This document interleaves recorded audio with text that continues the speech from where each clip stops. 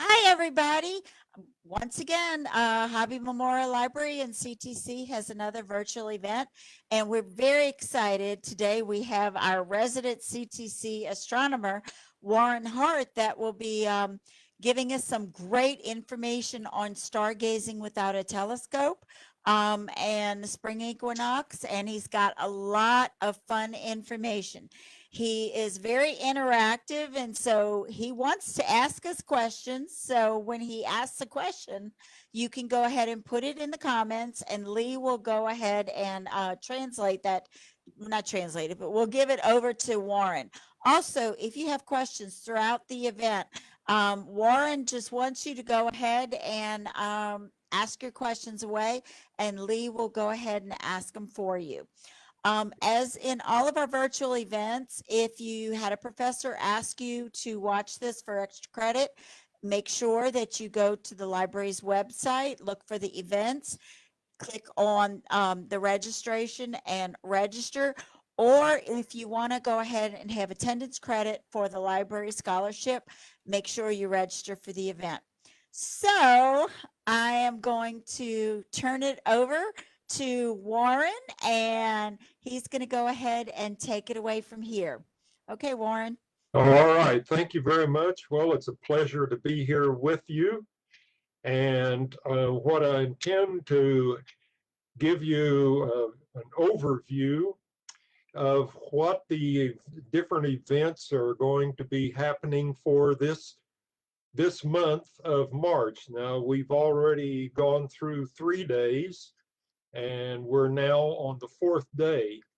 So what I have is I have a calendar that we can put up, and we'll be able to see the different events and when they occur, and I'll talk about them.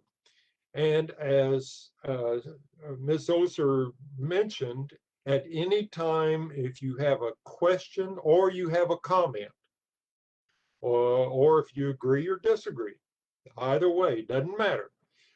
Go ahead and voice it or text it or what, and then through the magic of electricity, I will get the question here and we can deal with it. I do not want anyone to wait until I'm through talking, because by then we're not in the context of what you were asking, or you might have forgotten or whatever.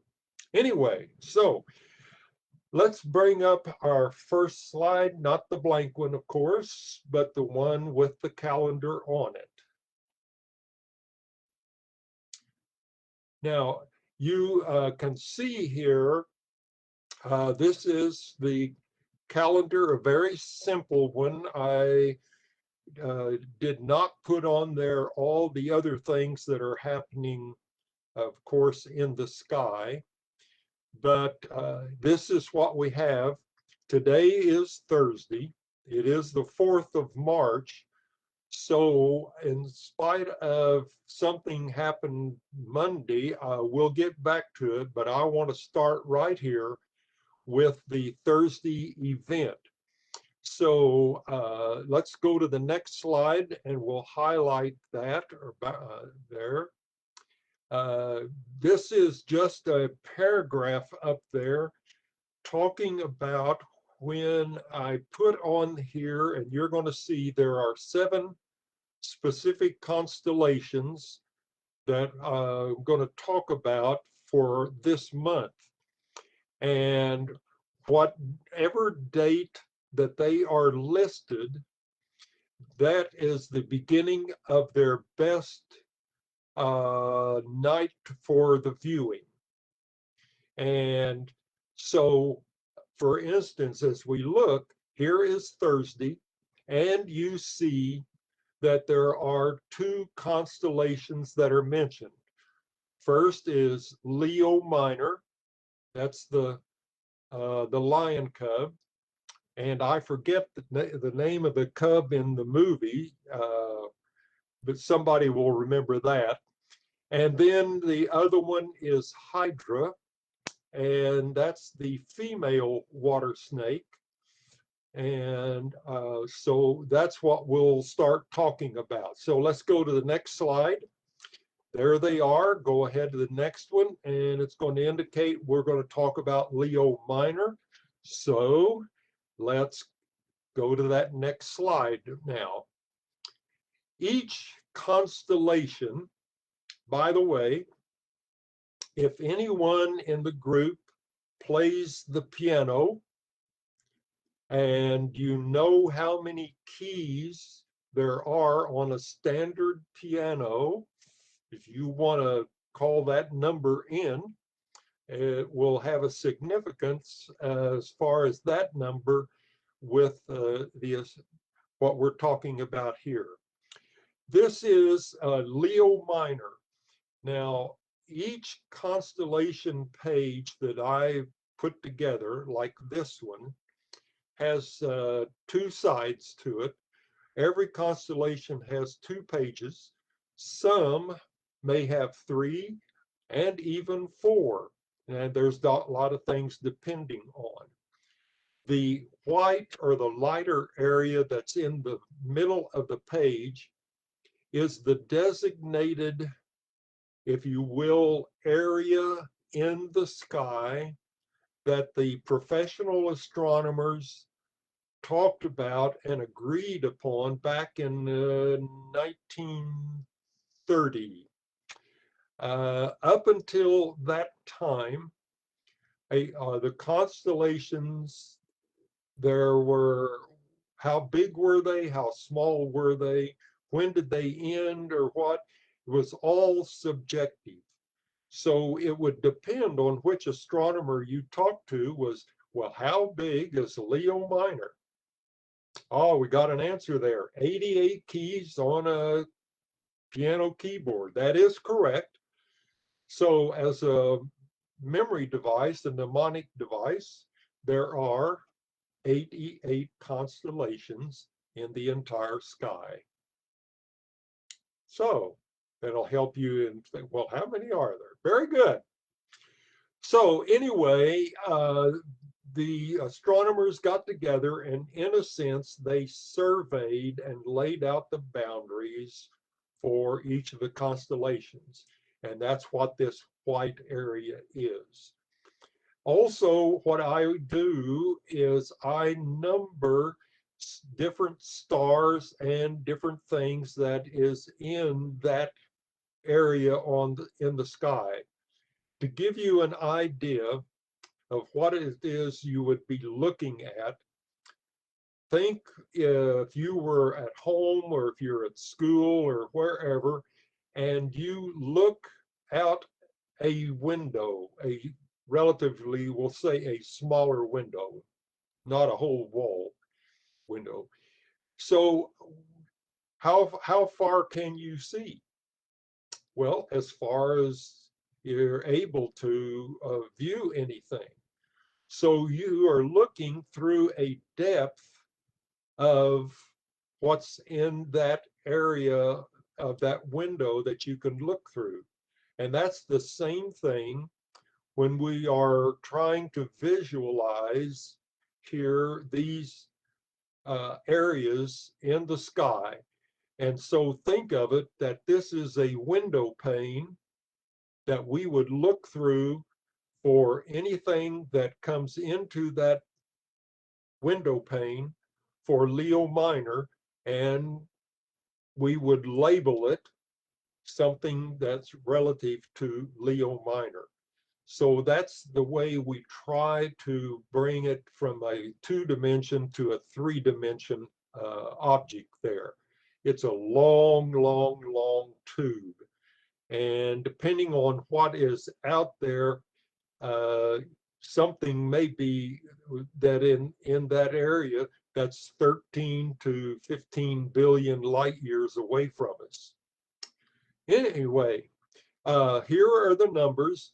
On the second page, which I don't have for Leo Minor, I didn't put it up here, is information that talks about what all these numbers, the names of these stars, different pieces of information about each one of them, anything else that there might be, and I put it on there, and so that if you decide you want to print out these constellations, they're on standard 8.511 paper, and you can print it front and back.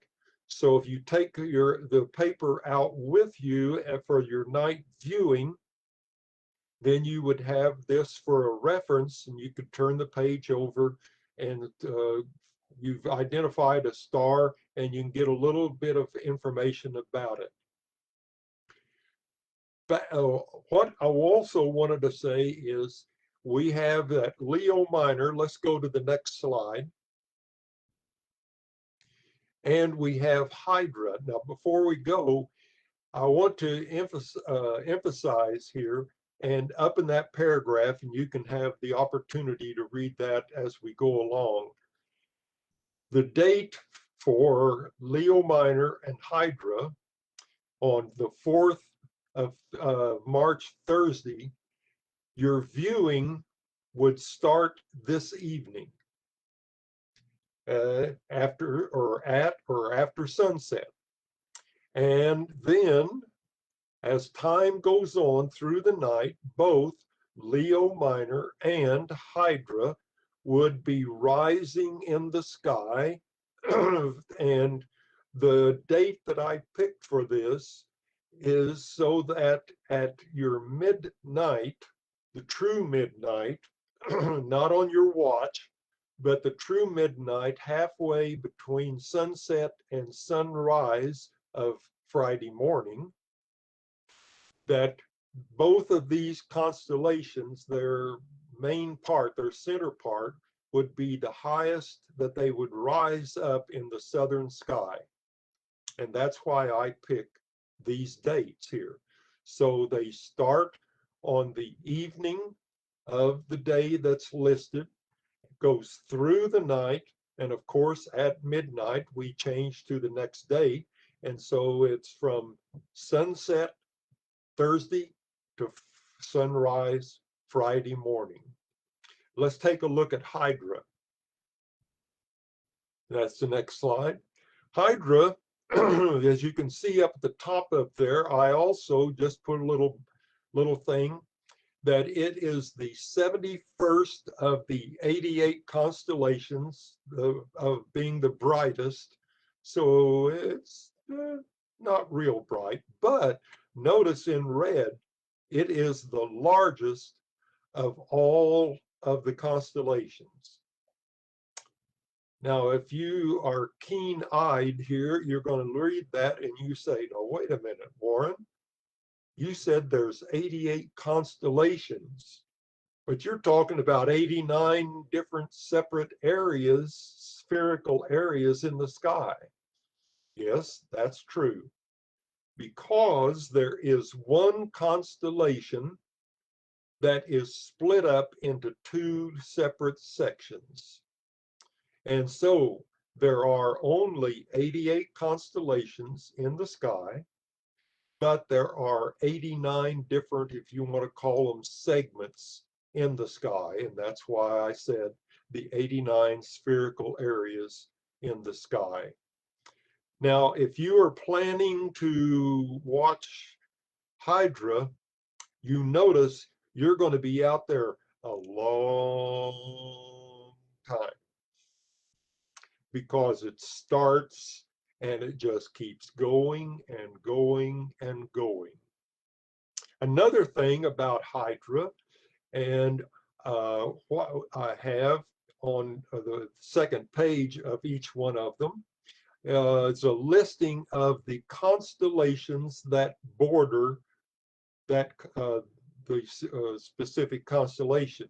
Hydra is unique because it is the largest constellation, so thereby it has the most number of constellations that's on its border, 13.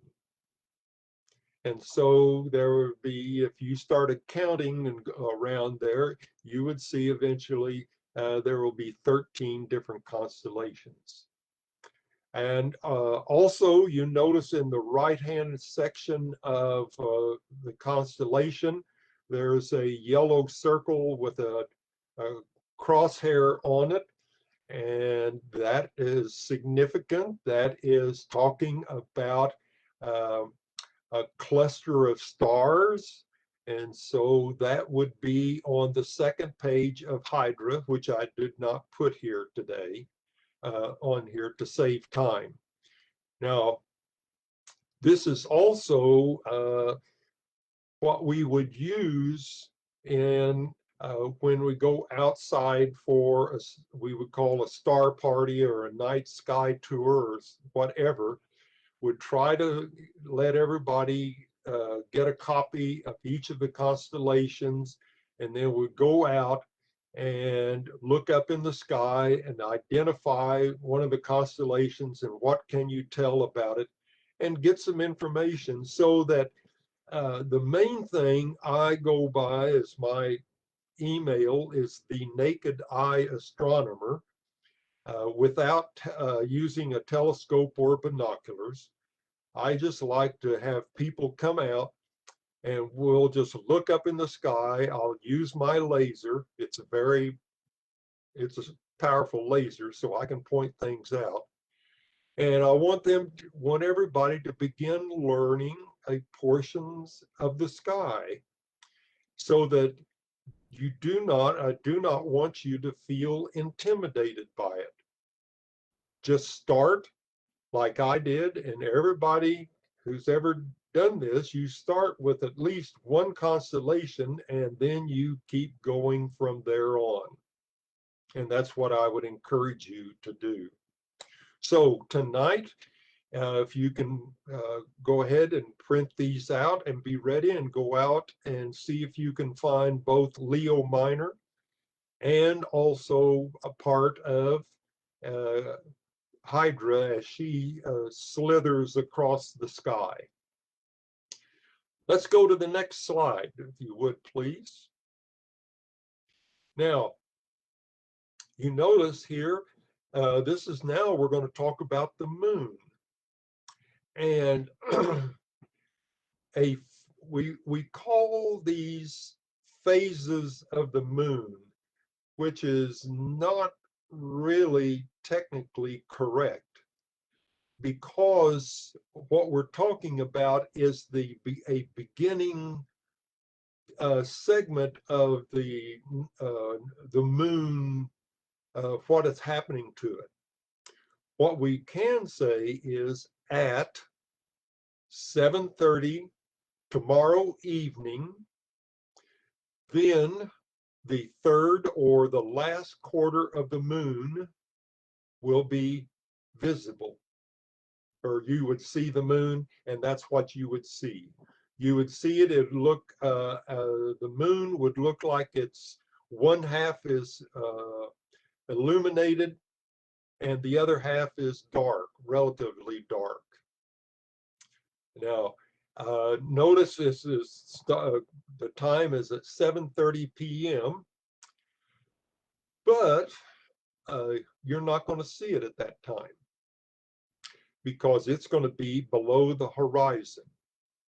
A last quarter moon you will only see in the morning.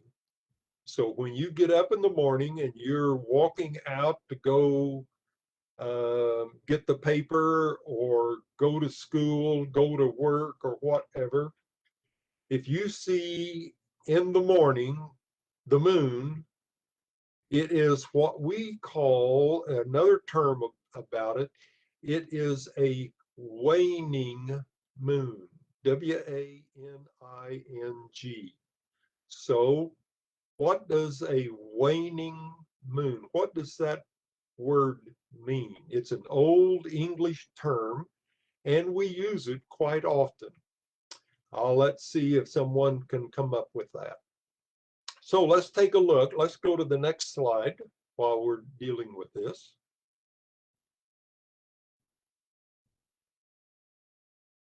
Okay. Now, and the next slide, you'll see up at the top the phases of the moon. And I'm saying that we are looking down on Earth. We're looking down on Santa Claus's home.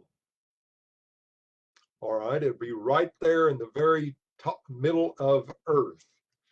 The moon orbits the Earth as we would look. Would you say that's a clockwise or counterclockwise direction that the moon is orbiting?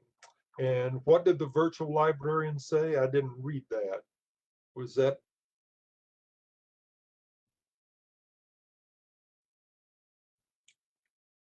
Oh, getting smaller. That is correct. Waning means it is getting smaller. One of the terms, one of the ways to use it, you are losing strength. Used in a sentence, so and so, his or her health is waning. That's what we talk about. And what is happening is less and less of the illuminated part of the moon can we see. So it looks like it's just getting darker and darker and darker. And that's correct. So from at the top up there, let's go to the next slide. We would see here the third quarter moon. And if we are on Earth, they're on the top of Earth and looking out at the moon, we would see the left side is illuminated from the sun and the right side is not illuminated, so it would be in the dark. And as time goes on, then it will wane down as we continue for the next part. So from third quarter to the next one is a phase. You can call it, you're still in a third quarter, but we would call it a waning crescent moon, if you wanted to put the whole thing together. All right, let's go on to the next slide, please. Here is a constellation. Another one, our third one. There are a total of 7. Chameleon, the Chameleon there. And it's a small constellation. And let's just take a look at its picture. The next one. Okay, here we go. It is very, very far to the south. As you can tell when you look down toward the bottom of the page, and there is the South Pole, the Southern Pole. And you see the area for Chameleon is almost at the South Pole. It's not, because in a couple months we'll be talking about Octans, which actually is at the South Pole. Well, how far, how many angles from one direction of the horizon to the opposite direction of the horizon, how many degrees of sky can you see? Can you see all 360 degrees of the sky? Or can you only see a portion of it? So if you can tell us how much from one horizon and to the opposite side of the other, where the other part of that horizon would go down, how much can we see? And that will then have a factor, very good, 180 degrees. That's correct. We can see a total of 180 degrees. So that means in figuring out how much of the sky can we see, we can only see 180 degrees of the total sky at any one time.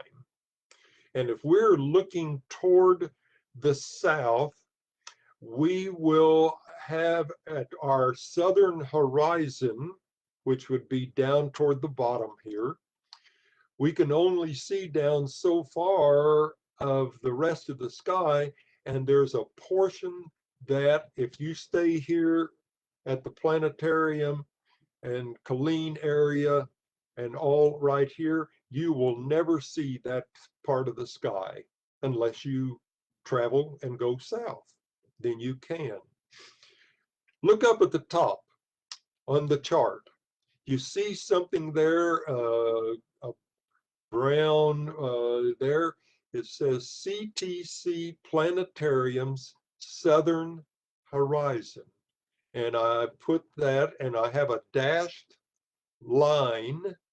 And so everything from that dashed line down to the South Pole, we cannot see any of that in the sky. Now, some of you may recognize, and the name is not on it, so I'll leave that, it's a good thing. Over where it says on the left, the upper left, CTC Planetariums, that is an area of a constellation.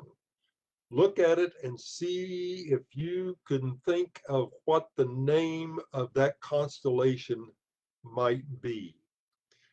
Anyway, again, so down here for Chameleon, I would indicate on the second page that it is not visible. We will never see it unless we travel down to the south.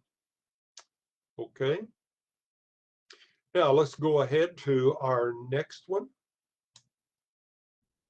And we go down to next week, and we're going to have two additional constellations, similar to what we did with Leo Minor and Hydra. And so let's start with, and go to the next slide, we're going to start with Ursa Major, the Big Bear. Now, let's go ahead and let's look at that slide. There it is. And you can also tell, if you look on the side of the diagram, you see at the bottom, almost the bottom left corner of it, it says plus 20 degrees, then up plus 30, plus 40, plus 50. And then the other two are not listed there, 60 and 70 and all. The North Pole would be up in the top of the paper, what we have, what we're looking at. And so this also gives you an idea of what's there. Again, here's the numbers of the constellation, and all of that information would be on the second page of the constellation page. You should be able to recognize in the diagram, the connecting the green lines, that there may be an object you might be familiar with. And if there is, why don't you tell us all what that object is and what do you call it? Okay. Now, let's see, the Big Dipper, very good. I have, in the sky, I have 4 dippers. I have the Teeny Dipper, the Little Dipper, the Big Dipper, and the Giant Dipper. So if you were ever to come and sit in on my night sky tours throughout the year, you will find and be able to identify all 4 of those dippers. Now, what we can do here real quick, if you look at what we see there, the Big Dipper on that, actually, when you call it that part of this Ursa Major, the Big Dipper, there's a technical term for that, and it's called an asterism. That's ASTERISM. ISM. And what that means is it is the name of an object in the sky that is not the name of any of the 88 constellations in the sky. So there is no Big Dipper constellation in the sky. It's a part here of Ursa Major. There's some others that will come up in the summer. There's another asterism that uses three constellations together to describe and show it. It's very large, but that's called an asterism. Looking here at the Dipper then, if you look at the pan, and I want you to look at the two stars that are on the side of the pan that's on the side opposite the handle. You should see those two right there. Now, we are going to use them to help you to find the constellation and also the star Polaris. There's one thing we cannot do. You cannot do when you look in the sky, just by, especially with your naked eye, not even with binoculars, nor with even a telescope. You cannot do that. There's a process that you have to work out. We cannot measure distance. Because when we look up in the sky, our brain, our mind, leads us to visualize everything in the sky as like inside the planetarium on a dome. But that's not correct.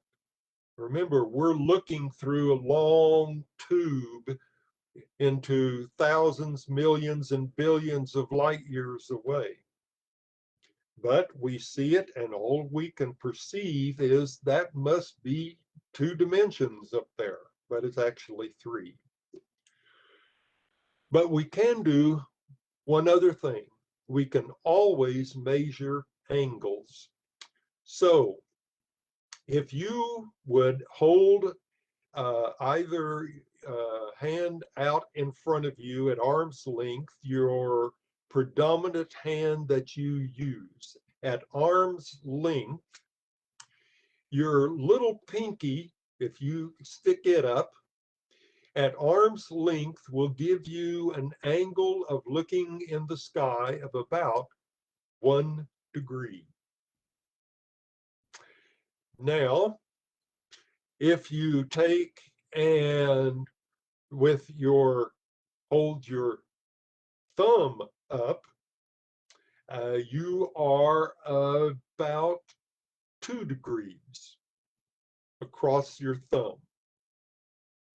Now take your thumb and your little pinky, put them together, and then hold up the middle 3 fingers all together, and that's about 5 degrees across. Now make a fist at arm's length, and you can hold it horizontally or vertically, doesn't matter. And that's going to be, depending on you, maybe 8 to 10 degrees across. Now let's take and make a hook 'em horns, spread them out, and you can get up 12, 14 degrees from the tip of your index finger way over to the tip of your little pinky. And then lastly, if you take and stretch it completely out from the tip of your thumb to the tip of the little finger, you may get 18, and some could get up to 20 degrees across. So you can use your hands to measure angles. So you say, okay, Warren, big deal. All right. Notice those 2 stars on the opposite side from the handle of the pot. They look like they're in a straight line, pretty straight. But if you took and you can identify that constellation Ursa Major, you see the Big Dipper up there, and you lay across those two stars, you could probably, and I can put my middle three fingers right there in between them, and it fits perfectly. So that's about 5 degrees. Now, I want to go in the direction that they are pointing, and I want to point out the top of the pan. And we should be able to figure that out. The top of the pan would be above it. So I'm going to take my middle three fingers, go move them around, and on the top of those two, the lip of there we call the lip star, and I put my middle three fingers and I'm holding them horizontally. I'm going to move those middle three fingers 5.5 times, and I will work my way up. And if you look up at the top, you notice it says there that's the 11th hour of astronomical longitude. But if you work your way up 5.5 times in a straight line, you're going to wind up right at Polaris. And you do that by measuring, and you're able to get there. Okay. Now let's go on to the next slide. And there's Leo the lion. Let's go on and let's take a look at Leo. Here he is.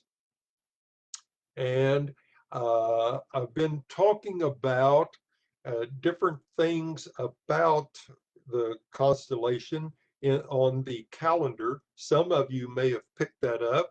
Others might not have noticed. So back up a slide if you would, please. Cynthia. Notice I say Leo the lion is ecliptical and equatorial. Notice up that on the Thursday night, Hydra is equatorial. And look over to the right, Saturday the 6th, Chameleon is not mentioned that way. Now let's go back, go on forward again, and let's go and see if we can figure out why I call it that. There's the white area of Leo the lion.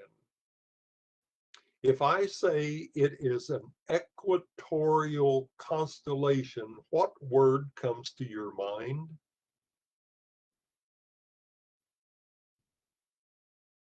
There you go, equator. Look at the drawing here. Look down at the bottom of his feet, and there's a brown line across, and it's labeled equator. And if you notice, part of the area designated for Leo the lion goes into the southern hemisphere. So Leo the lion constellation straddles the equator. The other term I used was ecliptical. And if you notice, there's a diagonal light blue line labeled ecliptic. And what that is there, what word also comes to mind if I say ecliptic?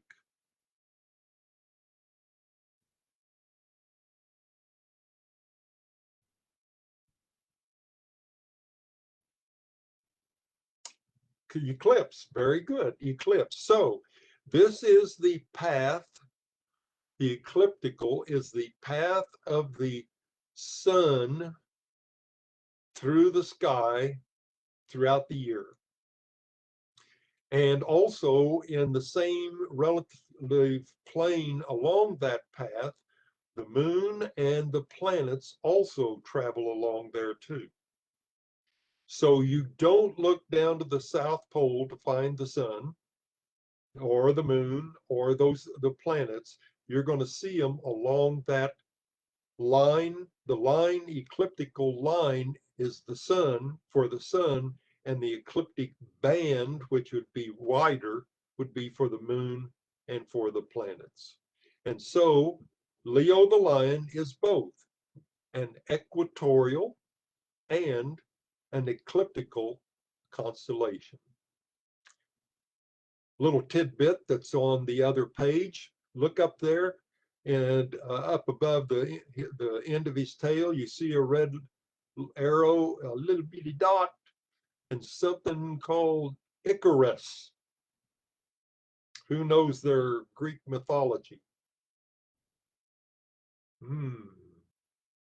Well, Icarus happens to be, let's see, he chose to fly close to the sun. Did he make it? No, he got too close, and the wax on his feathers melted, and so the feathers fell off and he fell to the sky, back to the ground. Anyway, Icarus is the farthest identified star we have ever been able to identify and pick out. You get a further in, you start going millions and billions of light years away, you see them, but you just can't break them out because they're so far away and the technology has not improved that much. It's still improving, but it has not improved where we can do it. But we did, because of a specific thing that happened, we were able to specifically identify that star, and so it was decided we were going to call that Icarus. Now, when you go out to look at Leo, do not expect to see Icarus. Not even Hubble would be able to see it. We have to really work hard. There was a special thing that happened that we could. Let's go on. In the next slide. Here is a second page. There, you can back up. There you go.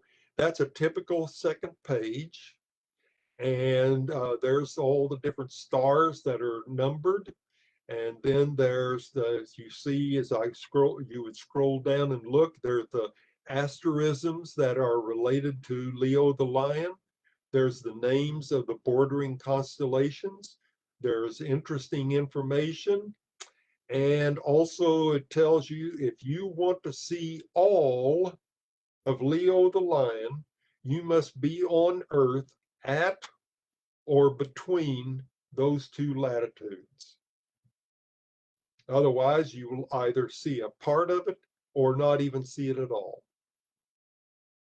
Now, you can use this second page on any of the constellations. Let's say you like Leo the lion.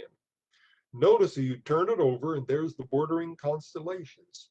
Well, you can take all 1, 2, 3, 4, 5, 6, 7, 8 constellations, get some information about them, and you can begin to, let's back up one more slide.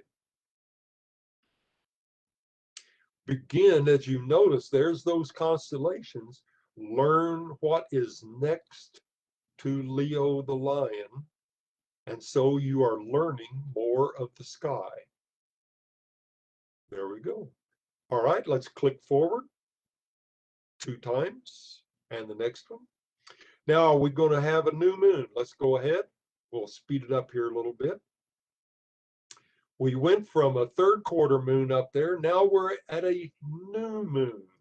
Notice also I have in there, this is where you have the possibility that in this arrangement, when the moon is in between the sun and Earth, we could have an eclipse. Now, which eclipse is it? Is it an eclipse of the sun or is it an eclipse of the moon? Which is it? Very good. Solar. Now, how many times does the moon go around the Earth in 1 year?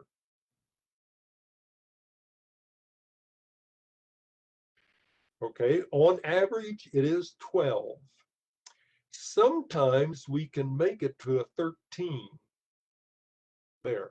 So my question is, do we then get 12 or 13 solar eclipses every year? Yes or no? I'm talking worldwide. And the answer is no. Well, wait a minute, Warren. They're all three are in line. Yes, they are. But there's a third dimension we got to look at. So let's look at the next slide. Here's the problem. The orbit of the moon is inclined in relation to Earth. So it goes up and it comes around and it goes down below.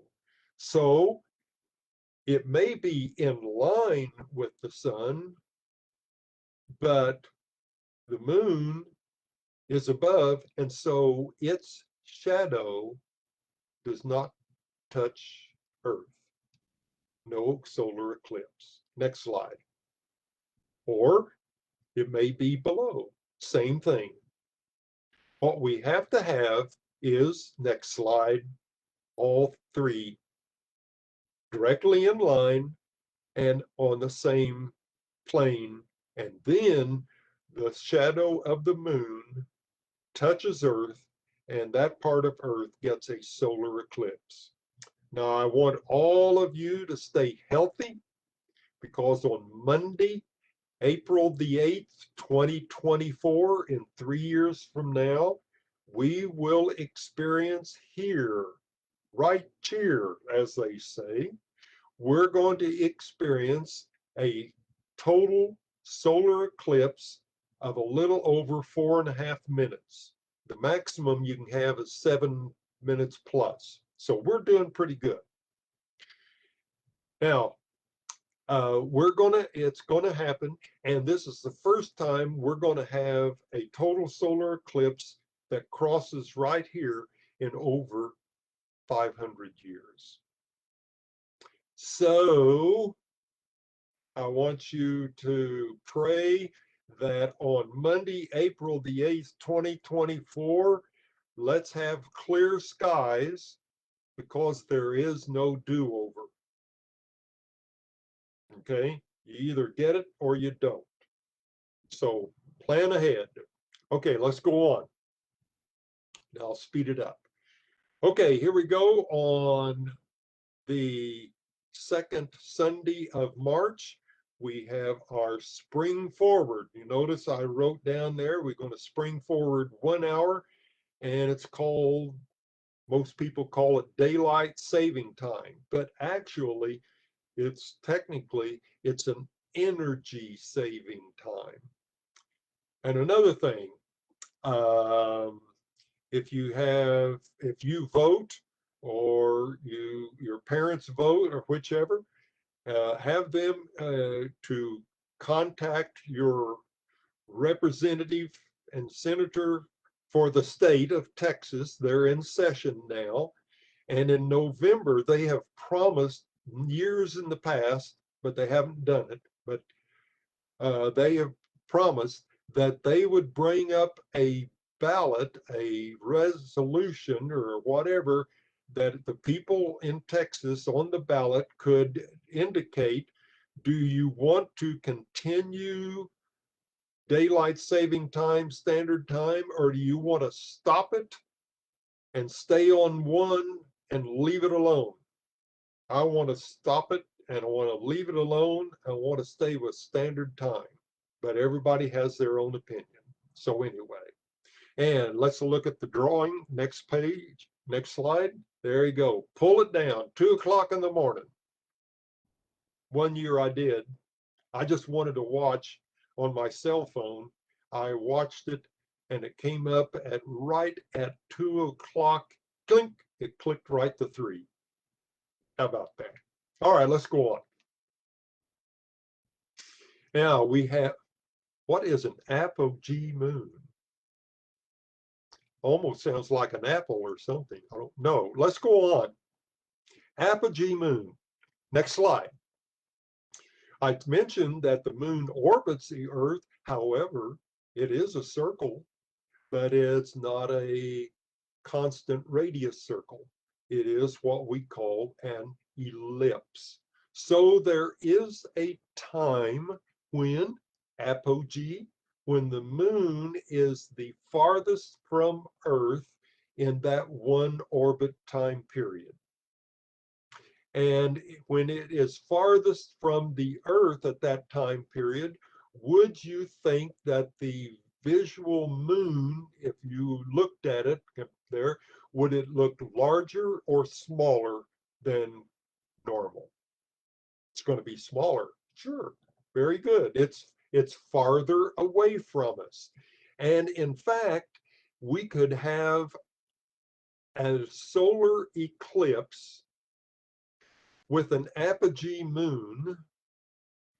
That's all, everything is in perfect alignment. However, it is so far away that it does not cover up the entire sun. So it's centered on the sun, and we get what we call an annular eclipse. So it looks like a giant uh, fire-like ring around the moon. So that's an annular. Okay, let's go on. Now we also have coming up is our vernal equinox. Vernal is green as for the springtime. And for our northern hemisphere, that's when we start spring. And for the southern hemisphere, they would start a different season. Somebody might know what season they would start. Yes, it is. It's autumn. So they would have their autumnal equinox. Now, when we say equinox, what word comes to mind?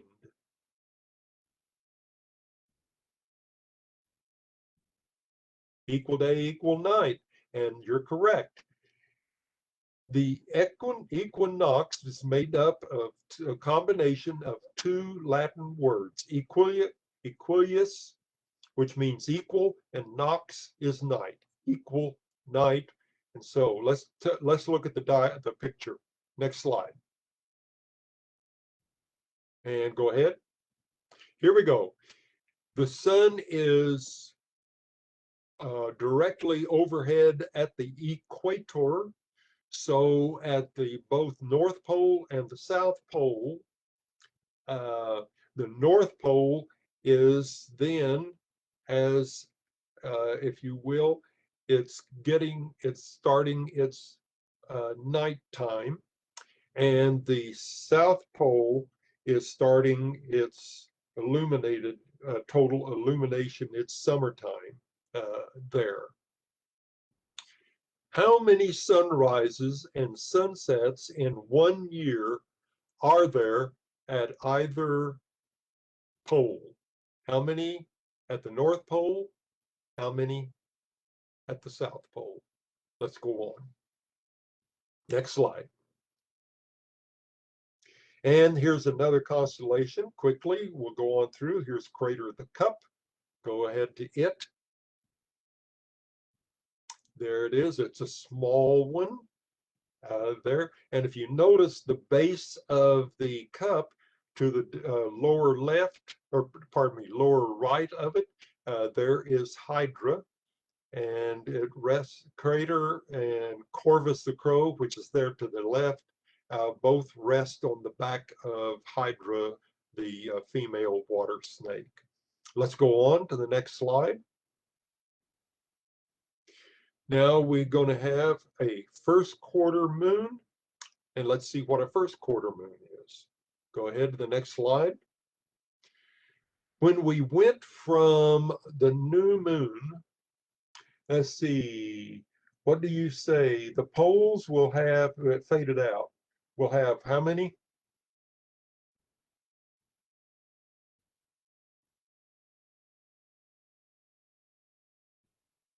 Get that back up there. Anyway, from new moon, as it goes toward the first quarter, we have a waxing crescent. Very good. 1 day of sun and 1 day of night at Oakland. That's correct. They have 6 months of daylight and 6 months of darkness.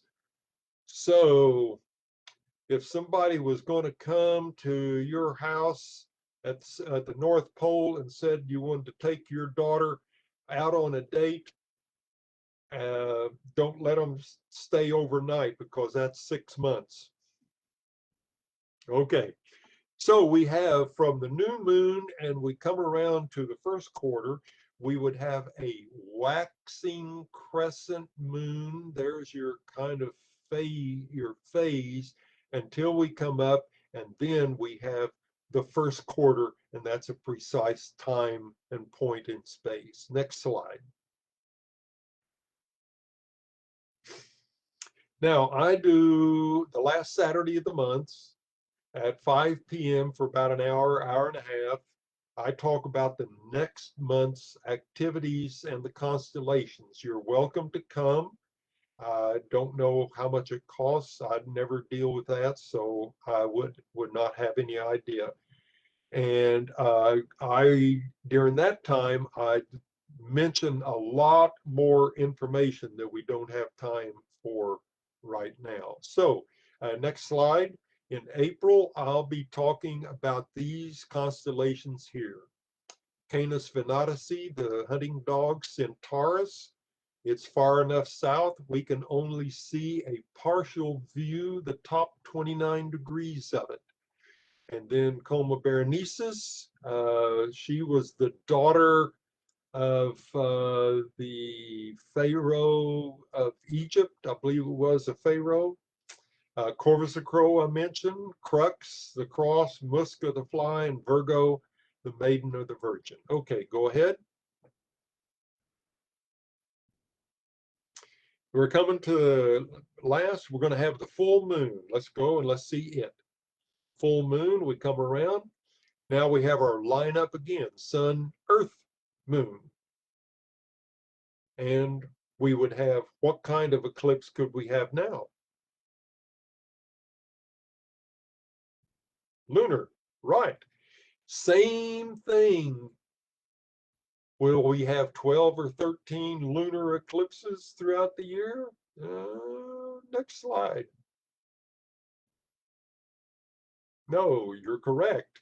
Because again, we have, so the moon is now above the Earth's shadow. And the next slide, or it could be below the Earth's shadow. We have to have it directly in line, the next slide, and then we would have a lunar eclipse, because the Earth's shadow would be touching the surface of the moon. All right, go ahead. Next slide. Finally, we have a Perigee moon. Now, what's perigee? Well, notice we had an apogee. Now we got to go ahead. That's fine. The next one, we have a perigee, and it's closer to Earth. The way I remember it, or I started out learning all these things, I just put in my mind, oh my goodness, the moon is perilously close to Earth. And so Perigee is talking about that. And that's how I'm able to distinguish between perigee, apogee. Okay, next slide. Now, we skipped the first Monday, but we'll look at it real quick right now. So go ahead, let's look at next slide. There's sextans, the sextant. This is it here. This is our 7th constellation. Notice it straddles the equator, so it's an equatorial. It does not touch the ecliptic, so it's not an ecliptical constellation. Next slide. And then we have we had a Perigee Moon Monday. And next slide. We can have in a 31-day month, we may have some events happening twice. You ever heard of a blue moon? Okay, it's usually a full moon that they're talking about, but we would have a blue moon, a blue perigee moon this month, if you want to call it that. So it's two events, same events in 1 month. All right, that ought to take care of it. We're at 1 o'clock here. I appreciate the time. Does anybody have a question before we say solid econ? There are none on Facebook at the moment. Okay, well, Warren, I just want to let you know that we're able to put your different maps onto Facebook that they can see the front and the back. So Okay. we're going to put that in the comments. Very good, very good. And also, if a person decides they want to come to the Saturday evening, last Saturday over there with me, in 1 year, we will go through the entire sky. And then you can print out those pages, and eventually you'll have all 88 constellations, and you'll have a map of the sky, and you'll become more and more familiar with it. Do not let the sky intimidate you. Thank you very much. Well, thank you, Warren. And I also want to thank Margaret Handro and Ash Garcia, two of my co-librarians. When we practiced this, Warren was asking me questions I couldn't answer. So I phoned in a friend. I phoned in two friends to get in here and help answer the questions. So thank you, Ash, and thank you, Margaret, for doing this. Thank you, Lee, for streaming again. And definitely we can put the Mayborn Science Center website in the comments as well, so that you guys can follow what Warren's doing. He has a lot going on online right now. They don't have in person, but they do also, when they'll get some of the repairs done, they'll be back to doing some in person. So Right. Warren, did you want to end up with anything? I just wanted to let people know that with the freeze, they're in the building, a pipe burst, and it was not attended for over a period of time, and so the floors was flooded. And just keep watching when we can finally say it's clear that we can get back in and start doing the shows. I could not do the last one because it's closed up. We'll see if they get everything fixed up that I can do the one I have here in March for April. May or may not, don't know. Well, we have Warren talked about the Eclipse 2024, and next month we have Warren coming back, and he loves this subject about our eclipse. And Yeah. so we will get to have another virtual event with Warren on our eclipse, and so that will be very, very exciting. Also, next week, make sure you put it on your calendar. We have our very first virtual live poetry slam. It'll be a mixture of live poets, poets that have sent in pre-recorded videos, and poets that have sent in pre-recorded audios. And there's going to be judging, and we're going to have winners. So make sure on March 9th that you watch that. Now, also, when we do next month, just the thing I will mention when we're in on our streaming here, how you can make money on that day of that eclipse. Okay. That's awesome. And depending, you can make some fabulous amount of money. And I'll tell you about a person who did on a previous eclipse make a lot of money. We definitely need to take you up on that one. So make sure you don't miss Eclipse 2024, which will be one of our next month's virtual events. Thank you so much, everyone, for attending. If you have any further questions or comments, make sure you put them in our comments, and we'll see if, we can answer them, if Warren can answer them. We have this amazing astronomer at CTC, and he's there to answer all your questions. So everyone, have a great rest of your day. Again, thank you, my fellow librarians, for rescuing me and answering questions, because I wasn't about to answer them all.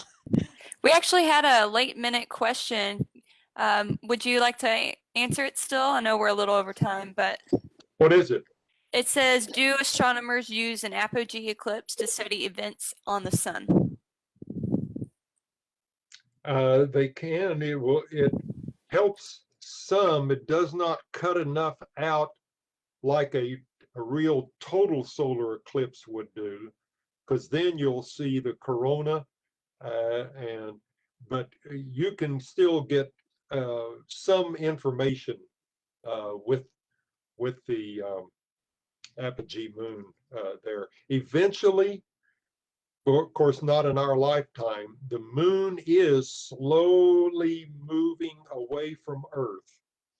And so in the far, far, far, far, far distant future, the total solar eclipses will never occur again. They will always be annulars.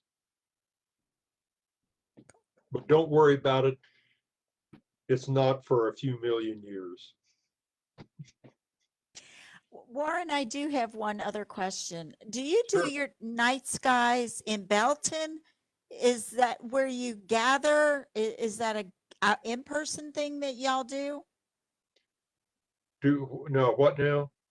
Okay, at one point you told me that you gather in Belton or at the point. Oh And yeah, you, Morgan's Point. There's yes, a park there, and there's a group uh, that, if I remember right, Girl Scout group. It's a public event, and we can publicize that. It's free, of course, and all we have to do is pray for no clouds. And I always, when they want to do it, I'll pick a date when we're not going to have a full moon at night. okay. All right. And so y'all gather and look at the Yes. stars. Right, Awesome. and you bring blankets, chairs, whatever, and then I get up there and I blabber for about an hour or two. It's not blabbering. You've got so much information. Seriously, it took 3 librarians to answer your questions. So, all right. Well, thank you so much again. Thank you guys for coming, and you guys enjoy the rest of your day. Don't forget to watch us next week with the Poetry Slam. So, Warren, don't go anywhere, and Lee will take us out.